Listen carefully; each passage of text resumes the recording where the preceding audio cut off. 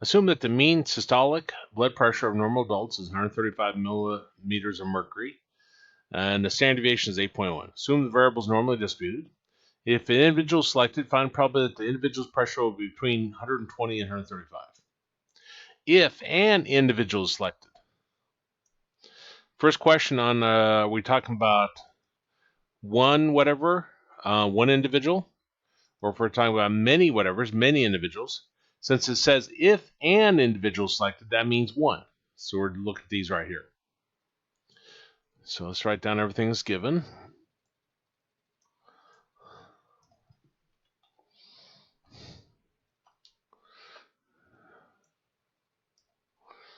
Let's see. The mean is 135. Standard deviation is 8.1.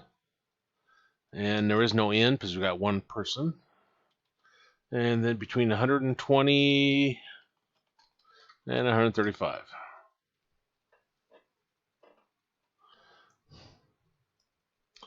That's this between case down here. A is going to be our smaller number.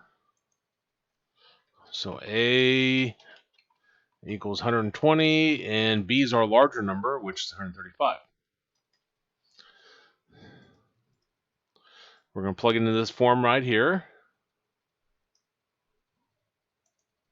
So I got equals norm dist B. B was 135, comma mean 135, comma standard deviation 8.1, comma true, close parentheses, minus norm dist A, which is 120, comma, mean, which was 135, comma, standard deviation, which is 8.1, comma, true. Change it to percent form. Move the decimal point 2 places to the right and round to 2 decimal places, the hundredth. That gives us what? 46.80 or 46.8%.